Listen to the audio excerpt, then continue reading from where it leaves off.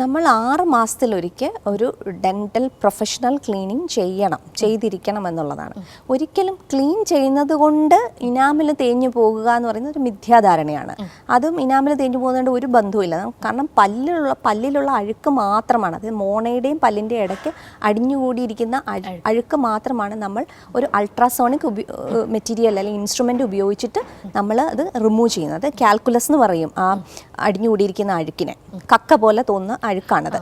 അപ്പം ഒത്തിരി നാൾ അവിടെ ബ്രഷ് എത്താത്തടമാണ് അങ്ങനെ ആയി മാറുന്നത്. അപ്പം അത് നമ്മൾ ഈ അൾട്രാസോണിക് സ്കെയിലിംഗ് ടിപ്പ് ഉപയോഗിച്ചിട്ട് അത് മാത്രമാണ് റിമൂവ് ചെയ്യുന്നത്. അപ്പം അത് റിമൂവ് ചെയ്യുമ്പം എല്ലാവരും വിചാരിക്കുന്നത് ഇനാമലാണ് പോകുന്നതെന്നാണ്. അപ്പം ഒരു കാരണവശാലും നമ്മൾ പല്ലിൻ്റെ ആവരണത്തിലൊന്നും ഒരു ഹാമും വരുത്തുന്നില്ല നമ്മൾ ക്ലീൻ ചെയ്യുന്ന സമയത്ത്. പിന്നെ ഉള്ളതെന്ന് പറഞ്ഞാൽ ക്ലീൻ ചെയ്ത് കഴിഞ്ഞാൽ പല്ല് പുളിപ്പ് അനുഭവപ്പെടുമോ എന്നുള്ളതാണ്. ഒരു ദിവസത്തേക്ക് ചെറിയൊരു പുളിപ്പ് അനുഭവപ്പെടാറുണ്ട്. അത് ഒരു പക്ഷേ വേരിൻ്റെ മുകളിലേക്കൊക്കെ ഇരുന്ന അഴുക്ക് നമ്മൾ മാറ്റി കഴിയുമ്പോൾ അവിടെ ഡെന്റിന് എക്സ്പോഷർ ആവും, പിന്നെയും ഇനാമൽ പോയിട്ടുള്ളതാണ്. അപ്പം ആ എക്സ്പോഷർ വരുന്നത് കൊണ്ട് കൂടി ആവാം ഈ പല്ല് പുളിപ്പ് വരുന്നത്. അല്ലാതെ ഒരിക്കലും പല്ല് ക്ലീൻ ചെയ്ത് ഈ ഇനാമൽ പോയത് കൊണ്ട് ഒന്നും ഉണ്ടാവുന്ന പുളിപ്പല്ല.